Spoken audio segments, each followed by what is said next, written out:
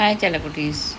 இன்றைக்கி சோஷியல் மீடியாவில் பார்த்தீங்கன்னா நிறைய மோட்டிவேஷ்னல் ஸ்பீக் அப்படின்னு சொல்லிட்டு சொந்தக்காரங்களை நம்பாதீங்க, குடும்பத்தினரை நம்பாதீங்க அப்படின்னு சொல்லிட்டு நிறைய அட்வைஸ். தயவு செஞ்சு நான் உங்களுக்கு சொல்கிறேன், அதெல்லாம் கேட்காதீங்க. உங்களுக்கு நாளைக்கு ஒரு பிரச்சனைனா உங்கள் குடும்பம் தான் வந்து நிற்கும், சரிங்களா?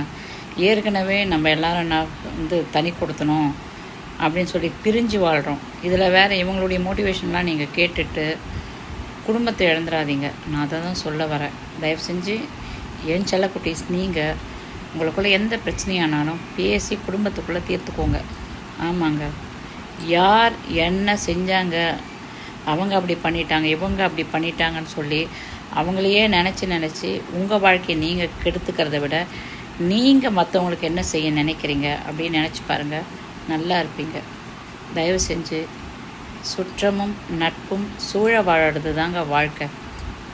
என் செல்லக்குட்டீஸ், நீங்கள் நல்லா இருக்கணும். இனிய காலை வணக்கம்.